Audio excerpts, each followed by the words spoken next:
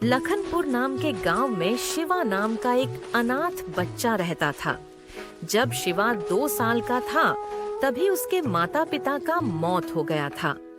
शिवा गांव के लोगों का छोटा मोटा काम करता तो लोग उसे कुछ खाने को दे देते थे। माँ, पिताजी, आप दोनों मुझे अकेला छोड़ के क्यों चले गए? देखो, आप लोगों के बिना क्या हालत हो गया है मेरा। शिवा ये बोलते हुए रो रहा था कि तभी एक आदमी वहाँ पर आकर शिवा से कहता है,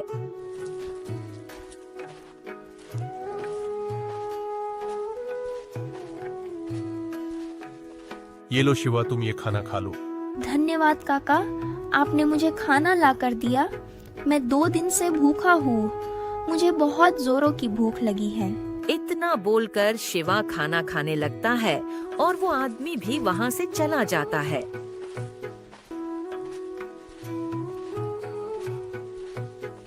कुछ देर बाद शिवा भी खाना खाने के बाद अपने घर चला जाता है। उसके पास सिर्फ एक छोटा सा घर था जिसमें वो रहता था।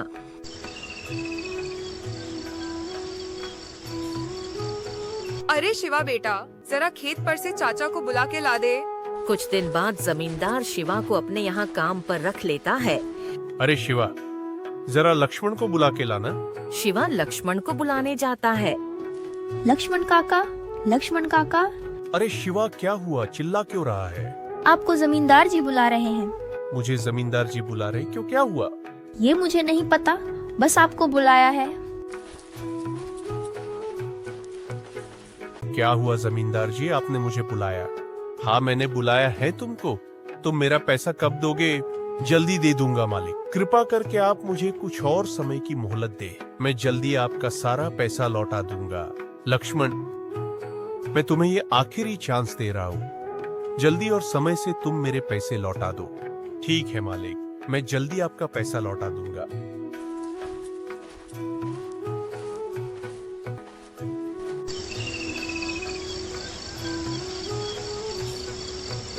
अगले दिन जब शिवा जमींदार के यहाँ आया, अरे शिवा, तुम एक काम करो, तुम पड़ोस के गांव जाओ और रामविलास नाम के एक व्यापारी के यहाँ जाकर बोलो कि उसको लखनपुर गांव का जमींदार बुला रहे हैं।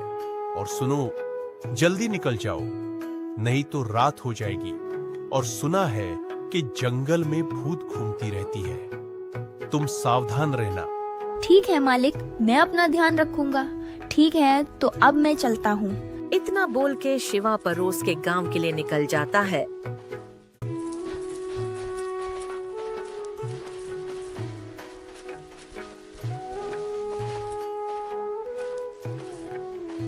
अरे भाइयों, ये रामविलास जी का घर किधर है?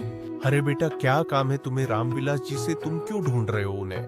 भाई, मैं पड़ोस के गांव लखनपुर से आया हूँ और मुझे लखनपुर के जमींदार जी ने भेजा है, यह कहकर कि रामविलास जी को जमींदार जी बुला रहे हैं। लेकिन बेटा, वो तो अभी गांव में नहीं है। तुम एक काम करो, तुम उनके घर चले जाओ। उनका घर आगे से दाई तरफ है। ठीक है भाई, धन्यवाद। फिर शिवा वहाँ से रामविलास के घर की तरफ चला जाता है।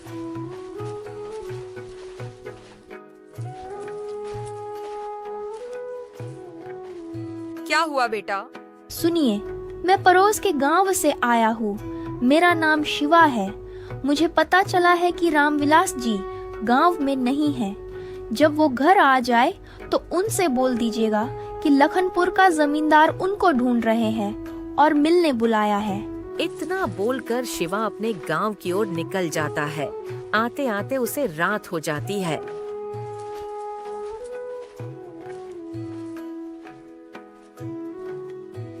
जंगल में जब वो चल रहा था कि आगे में चुड़ैल आ जाती है, उसको देखकर शिवा बहुत ही डर जाता है। कौन है तू? और इतनी रात को इस जंगल में क्या कर रहा है?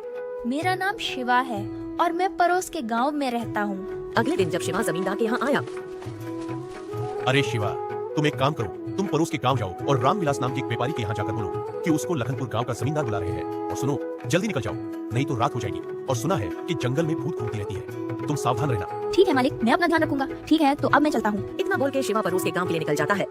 मुझे पता है कि तेरे माता पिता नहीं रहे।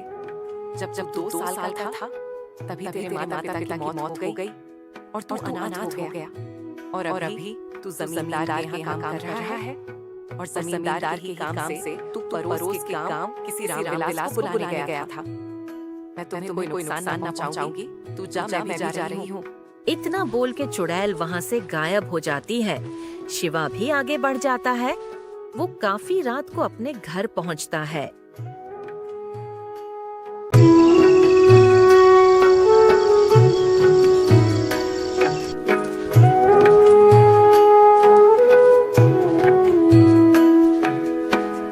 शिवा, क्या हुआ मिला तू उस रामविलास से? नहीं मालिक, रामविलास तो कहीं गया था।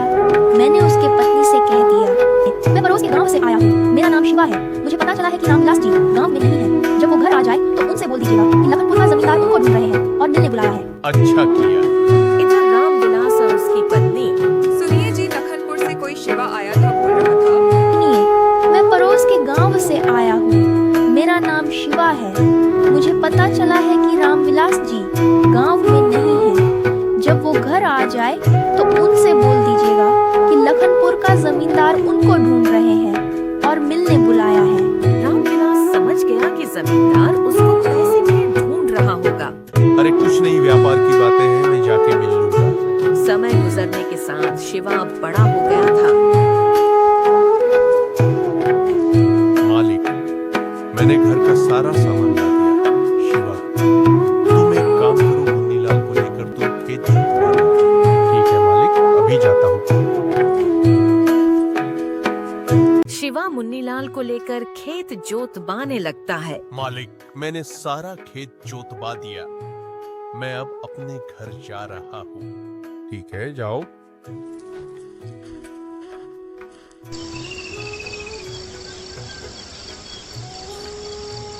अरे शिवा, जरा फिर से जा।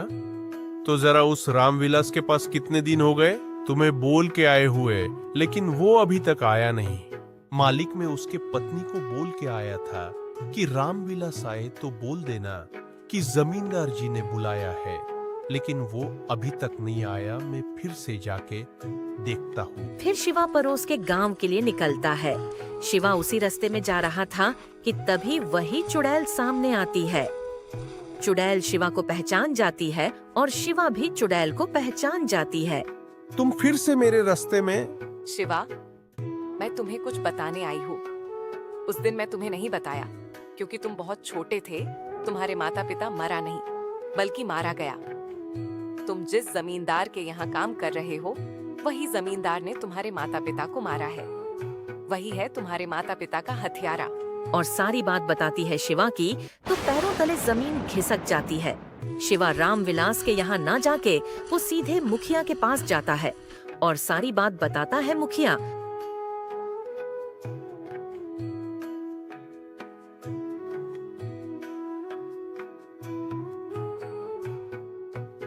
पुलिस और गांव वाले को लेकर जमींदार के घर पहुंचता है और उससे सवाल जवाब करता है। जमींदार अपना गुनाह कबूल करता है और पुलिस वाले उसको शिवा के माता पिता के हत्या के जुल्म में हमेशा के लिए जेल में कैद कर देता है।